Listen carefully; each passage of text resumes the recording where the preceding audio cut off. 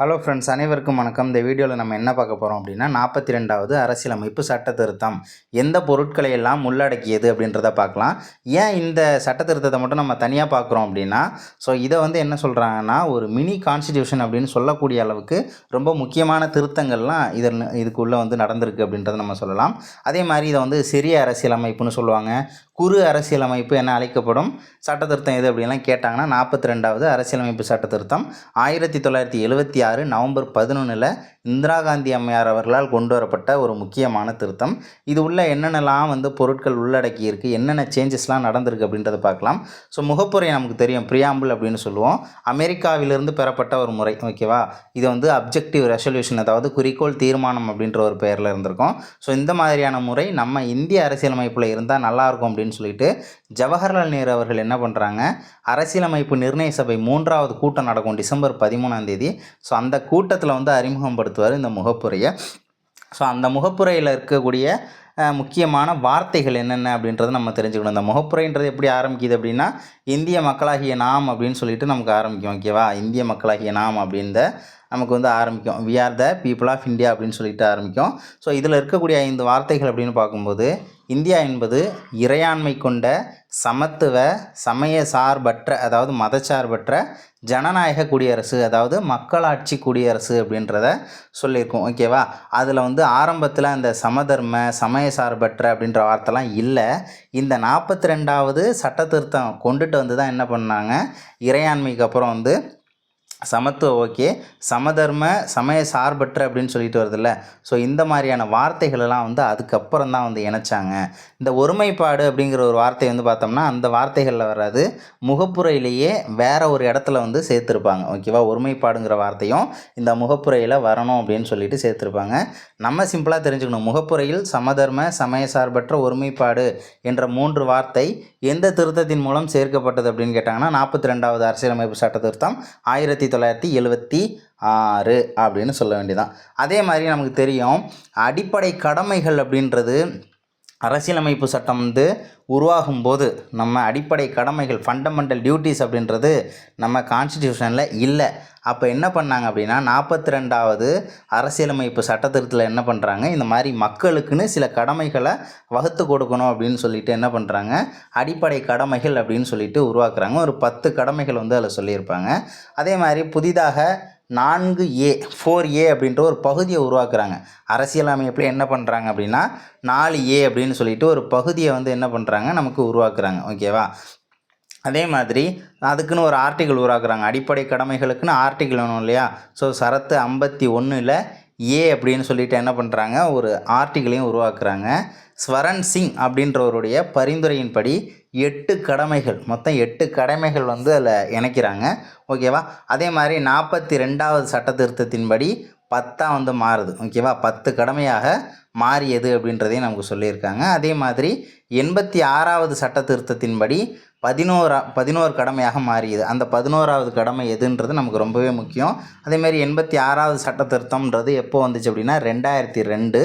அந்த 11வது கடமை என்ன அப்படின்னு பார்த்தோம்னா, 11வது கடமை 6லேருந்து 14 வயது வரை உள்ள குழந்தைகளுக்கு பெற்றோர்கள் மற்றும் இந்தியராக இருக்கக்கூடிய எல்லாருமே அந்த குழந்தைக்கு வழங்க வேண்டியது அவங்களுடைய கடமை. ஓகேவா, அதை சொல்லியிருப்பாங்க. 86வது சட்ட திருத்தம். இந்த அரசியலமைப்பு அதில் இருக்கக்கூடிய இந்த அடிப்படை கடமைகளுக்கு நம்ம ஃபுல்லாகவே ஷார்ட்கட் போட்டாச்சு. அது பிளேலிஸ்ட்டில் இருக்கும், நீங்கள் போய்ட்டு செக் பண்ணிக்கோங்க. ரொம்பவே ஈஸியான ஒரு டாபிக் தான். ஓகேவா, இது எல்லாமே 42வது சட்ட திருத்தத்தின் மூலமாக இணைக்கப்பட்டது தான். அதே மாதிரி தீர்ப்பாயங்கள், ட்ரிபியூனல்ஸ் அப்படின்னு சொல்லுவாங்கள்ல, தீர்ப்பாயங்கள் பகுதி 14A. ஓகேவா, தீர்ப்பாயங்களை பற்றி பேசக்கூடிய பகுதி எதுனா பகுதி 14A. ஓகேவா, அதில் 323A 323B அப்படின்ற 2 மட்டும்தான் இருக்கும்.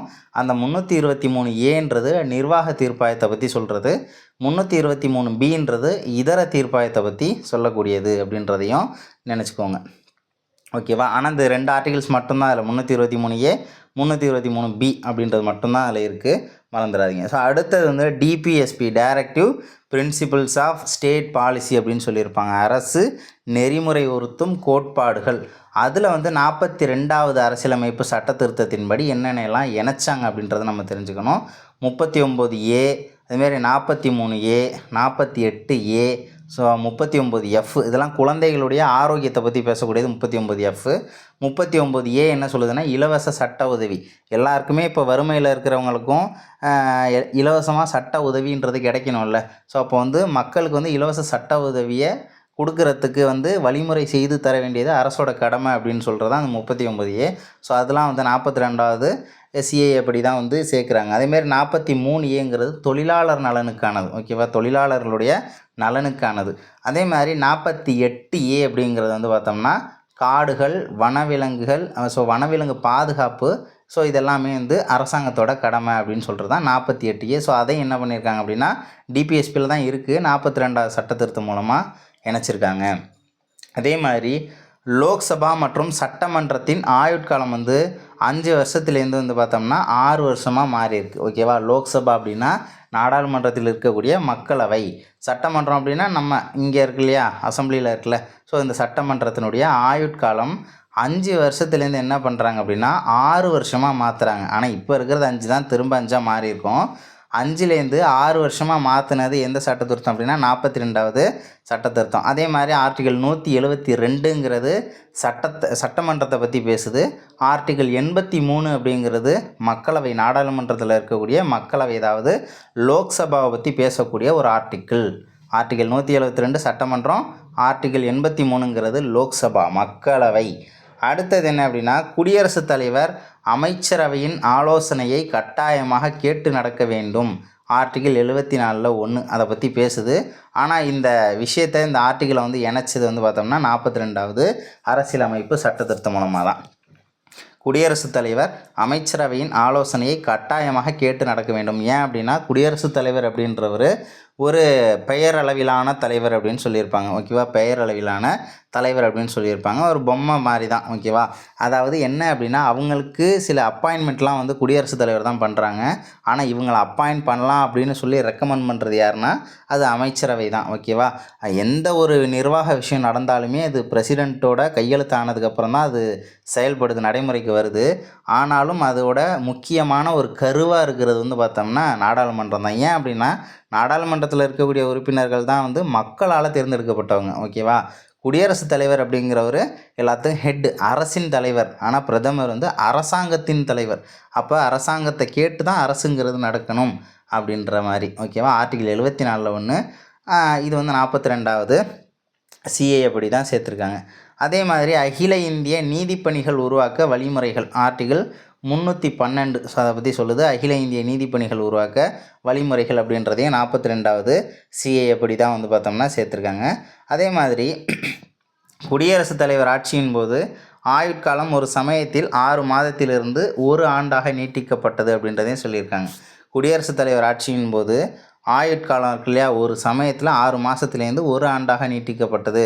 இப்போ குடியரசுத் தலைவரோட ஆட்சி நடந்துகிட்டு இருக்குன்னு வச்சுக்கோங்களேன், அந்த டைமில் என்ன பண்ணுவாங்க, 6 மாதத்துலேருந்து 1 வருஷமாக வந்து எக்ஸ்டெண்ட் பண்ணுவாங்க. ஓகேவா, சில நேரங்களில். ஓகேவா, ஸோ அந்த மாதிரி வந்து ஒரு அப்டேட்டடு, ஓகேவா, அந்த மாதிரியான விஷயம்லாம் வந்து பார்த்தோம்னா இதில் தான் கொடுத்துருக்காங்க. ஆனால் 44வது சட்ட திருத்தத்தில் என்ன பண்ணிட்டாங்க, அது இல்லை அப்படின்னு சொல்லிட்டு மீட்கப்பட்டது அப்படின்றதையும் சொல்லியிருக்காங்க.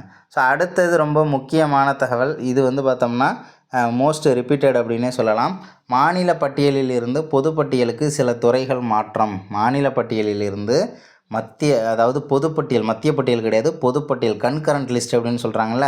ஸ்டேட் லிஸ்ட்லேருந்து என்ன பண்ணுறாங்க, கன்கரண்ட் லிஸ்ட்டுக்கு சில துறைகளை வந்து மாற்றுறாங்க. ரொம்ப முக்கியமானது 5 துறைகள் மாற்றப்படுது. ஃபஸ்ட்டு ஒன்று கல்வி. ஓகேவா, கல்வி, அப்புறம் காடுகள். ஓகேவா, கல்வி, காடுகள், வனவிலங்குகள், அப்புறம் பறவைகள், அப்புறம் எடை அளவுகள், அப்புறம் நீதிமன்ற நிர்வாகம். நீதிமன்ற நிர்வாகம்னா உச்சநீதிமன்றம் மற்றும் உயர்நீதிமன்றம் தவிர. ஓகேவா, உச்சநீதிமன்றம் மற்றும் உயர்நீதிமன்றங்கள் தவிர மீதம் இருக்கக்கூடிய நீதிமன்ற நிர்வாகம் எல்லாமே பொதுப்பட்டியலில் இருக்குது. அதே மாதிரி எடை அளவுகள் பொதுப்பட்டியலில் இருக்குது. காடுகள், வனவிலங்கு, ஓகேவா, பறவைகள் அப்படின்றதையும் கொடுத்துருப்பாங்க. ஸோ அதுவும் வந்து நமக்கு பொதுப்பட்டியலில் வருது. கல்விங்கிறதும் பொதுப்பட்டியல் வருது. பொதுப்பட்டியல்னால் என்னன்றது ஜஸ்ட்டு பார்க்கலாம். அதாவது மொத்தம் 3 பட்டியல் இருக்குது. மத்திய பட்டியல் இருக்குது, மாநில பட்டியல் இருக்குது, பொதுப்பட்டியல் இருக்குது. மத்திய பட்டியலில் சில முக்கியமான துறைகள் ரயில்வே, நாணயம், வங்கிகள் எல்லாமே மத்திய பட்டியலில் இருக்கும். ஸோ இந்த மாதிரியான துறைகளில் வந்து மத்திய அரசாங்கம் மட்டும்தான் சட்டம் போட முடியும். அதே மாதிரி மாநில பட்டியலில் சில துறைகள் இருக்கும். அதில் மாநில அரசாங்கம் மட்டும்தான் சட்டம் போடுவாங்க.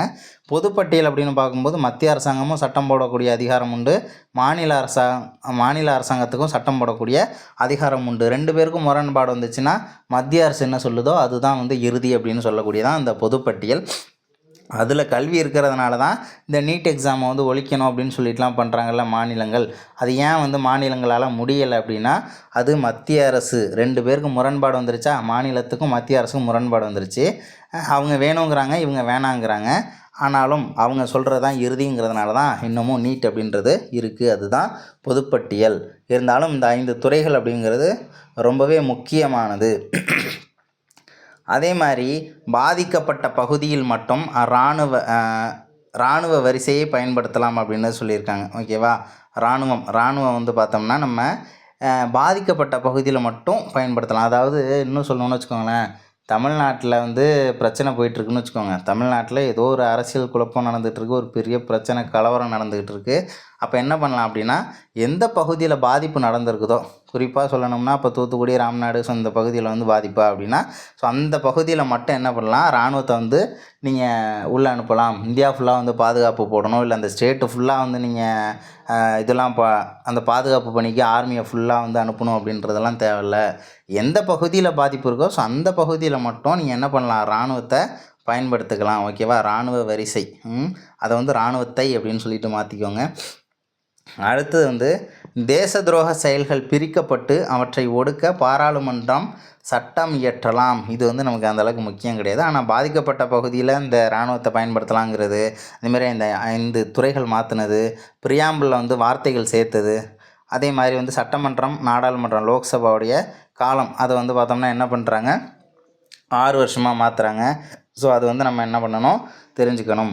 அதே மாதிரி பாராளுமன்றத்திலும் மாநில சட்டமன்றங்களிலும் கோரம் தேவைப்படுவது தவிர்க்கப்பட்டது அப்படின்றத சொல்லியிருக்காங்க. ஓகேவா, பாராளுமன்றத்திலும் மாநில சட்டமன்றங்களிலும் கோரம் தேவைப்படுவது தவிர்க்கப்பட்டது. ஃபஸ்ட்டு கோரம்னா என்னென்னு தெரிஞ்சுக்கணும். ஒரு கூட்டம் வந்து இப்போ நடத்துகிறாங்கன்னு வச்சுக்கோங்களேன். இப்போ நாடாளுமன்றத்தில் ஒரு கூட்டம் நடத்துகிறாங்கன்னா குறைஞ்சபட்ச ஆள் அங்கே இருக்கணும். ஓகேவா, ஒரு 500 பேர் இருக்க வேண்டிய இடத்துல வந்து வெறும் 4 பேர் தான் இருக்காங்க அப்படின்னா அவங்கள வச்சுலாம் கூட்டம் நடத்த முடியாது. என்ன சொல்லியிருப்பாங்கன்னா, கோரம்னா 10ல் 1 அப்படின்னு சொல்லுவாங்க. 10ல் 1 பங்கு உறுப்பினர்கள் இருந்தாங்க அப்படின்னா ஸோ அவங்கள வச்சு அந்த கூட்டத்தை வந்து நம்ம நடத்தலாம் அப்படின்றது தான் கோரம் அப்படின்றது. 10ல் 1. ஓகேவா, 10ல் 1 பங்கு உறுப்பினர்கள் இருந்தாங்கன்னா என்ன பண்ணலாம், அந்த கூட்டம் நடத்தலாம். அதுக்கு கம்மியாக இருந்துச்சுன்னா நடத்த முடியாது. ஸோ இதுதான் வந்து கோரம். அதே மாதிரி என்ன பண்ணுறாங்க, கோரம் வந்து தேவை அப்படின்றத தவிர்த்துடுறாங்க. ஆனாலும் என்ன நடக்குது அப்படின்னா, இதையும் தெரிஞ்சுக்கோங்க. இந்த கோரம் அப்படின்றது தவிர்க்கப்பட்டதுன்னு சொல்லியிருக்காங்களா, 44வது அரசியலமைப்பு சட்ட திருத்தத்தில் இது திரும்ப மீட்கப்பட்டது. இல்லை, கோரம்ங்கிறது வேணும் தான் அப்படின்றத சொல்லிடுறாங்க. அதே மாதிரி வேறு என்னென்ன வருது அப்படின்னு பார்க்கும்போது, குடியரசுத் தலைவர் ஆட்சியின் அந்த ஆயுட்காலம், ஓகேவா, 6 மாதத்துலேருந்து 1 ஆண்டாக நீட்டிக்கப்பட்டது அப்படின்றத சொல்லியிருக்காங்களா. ஸோ அதையும் என்ன பண்ணுறாங்க, 44வது சிஏஏவில் வந்து மீட்கப்பட்டது அப்படின்றதையும் சொல்லியிருக்காங்க. அடுத்தது ரொம்பவே முக்கியமானது, இந்த லோக்சபா மற்றும் சட்டமன்றத்தின் ஆயுட்காலம் 5 ஆண்டிலிருந்து 6 ஆண்டாக மாற்றப்பட்டது அப்படின்னு பார்த்தோமா. ஆர்டிகல் 172 சட்டமன்ற அதை பற்றி சொல்லுது. ஆர்டிகிள் 83ங்கிறது லோக்சபா பற்றி பேசக்கூடிய ஆர்டிகிள். ஸோ இந்த லோக்சபா சட்டமன்றம் ரெண்டுமே இருக்கல, மக்களவை மற்றும் சட்டமன்றத்தின் ஆயுட்காலம் 5 ஆண்டிலிருந்து 6 ஆண்டாக மாற்றப்பட்டதை 44வது சட்ட திருத்தத்தில் என்ன பண்ணுறாங்க, அதையும் மீட்கிறாங்க. ஓகேவா, இதை வந்து முக்கியமாக நோட் பண்ணிக்கோங்க. எந்தெந்த திருத்தங்கள்லாம் கொண்டு வந்திருக்காங்க, அதில் எதெல்லாம் மீட்கப்பட்டது அப்படின்றதையும் தெரிஞ்சுக்கணும். 44வது கான்ஸ்டியூஷனல் அமெண்ட்மெண்ட் ஆக்ட் அப்படின்றது 1978 வந்த ஒரு திருத்தம். ஓகேவா, அதாவது 42வது அரசியலமைப்பு சட்ட திருத்தத்தில் கொண்டுட்டு வரப்பட்ட சில விஷயங்கள் மீட்கப்படுது அப்படின்னாலே 44வது சட்ட திருத்தம் 1978 தான். ஸோ இதை வந்து என்ன பண்ணாதீங்க, மறந்துடாதீங்க, அதையும் மார்க் பண்ணி வச்சுக்கோங்க. ஸோ இது டேட்டு தெரிஞ்சுக்கோங்க. நவம்பர் 11, 1976 சிறு அரசியலமைப்புன்னு சொல்கிறாங்க. அதுமாரி இந்திரா காந்தி பீரியடில் வந்தது. அதேமாரி அந்த வார்த்தை சமதர்மம், சமயசார்பற்ற ஒருமைப்பாடுங்கிற 3 வார்த்தை. அதுமாரி 10 கடமை. ஸோ அது வந்து என்ன பகுதி, அது அடிப்படை கடமை பற்றி சொல்லக்கூடிய பகுதி எது, ஆர்டிகிள் எது, 10ஆ இருந்துச்சு. அதேமாரி 8ன்றது யாருடைய பரிந்துரை, 11ஆ மாறினது எப்போ, தீர்ப்பாயம் 323A 323B அப்படிங்கிறது. அதுமாரி டிபிஎஸ்பியில் என்னென்ன சேஞ்சஸ் பண்ணியிருக்காங்க, லோக்சபா சட்டமன்ற ஆயுட்காலம் 5 வருஷத்துலேருந்து 6ஆக மாற்றுறாங்க. ஆனால் 44ஆவது சட்ட திருத்தத்தின்படி திரும்ப வந்து மீட்கப்படுது அப்படின்றத சொல்லியிருக்காங்க. குடியரசுத் தலைவர் வந்து அமைச்சரவை கேட்டு தான் நடக்கணும்னு சொல்கிறாங்க. நீதிப்பணிகளை பற்றி சொல்லியிருக்காங்க. குடியரசுத் தலைவர் ஆட்சியின் ஆயுட்காலம் ஒரு சமயத்தில் 6 மாதத்துலேருந்து 1 வருஷமாக எக்ஸ்டெண்ட் பண்ணியிருக்காங்க. ஆனால் அதுவும் மீட்கப்பட்டது. அதுமாரி ஸ்டேட் லிஸ்ட்லேருந்து கன்கரண்ட் லிஸ்ட்டுக்கு என்னென்ன துறைகள் 5 துறைகளை மாற்றினாங்க. கல்வி, காடு, வனவிலங்கு அதாவது பறவைகள் அதுவும் சேர்ந்து வரும். எடையளவு, நீதிமன்ற நிர்வாகம் அதாவது உச்சநீதிமன்றம், உயர் நீதிமன்றங்கள் தவிர அப்படின்றத சொல்லியிருக்காங்க. அதுமாரி எந்த பகுதி பாதிக்கப்பட்டிருக்குதோ அந்த இடத்துல மட்டும் இராணுவத்தை பயன்படுத்துங்க அப்படின்றத சொல்லியிருக்காங்க. அந்த மொத்த பகுதிக்குமே தேவையில்ல, எந்த இடத்துல பாதிக்குதோ அந்த இடத்துக்கு மட்டும் போதும் அப்படின்ட்டு. அதேமாதிரி தேச துரோக செயல் பிரிக்கப்பட்டு அதை ஒடுக்கிறதுக்கு பாராளுமன்றம் சட்டம் போடலான்னு சொல்லியிருக்காங்க. அதேமாரி கோரம் தேவைப்படுவது தவிர்க்கப்பட்டிருக்கு. ஆனால் 44வது அரசியலமைப்பு சட்ட திருத்தம் 1978 அதுவும் மீட்கப்பட்டதுன்றதை தெரிஞ்சுக்கோங்க. ஸோ இது வந்து தனியாக நம்ம பார்க்க வேண்டிய முக்கியமான சில அரசியலமைப்பு சட்டம். இதை நம்ம பார்த்தே ஆகணும் அப்படின்னா அது 42வது அரசியலமைப்பு சட்ட திருத்தம் தான். ஸோ அடுத்த வீடியோவில் வேறு ஒரு தகவலோடு சந்திக்கலாம். தேங்க்யூ.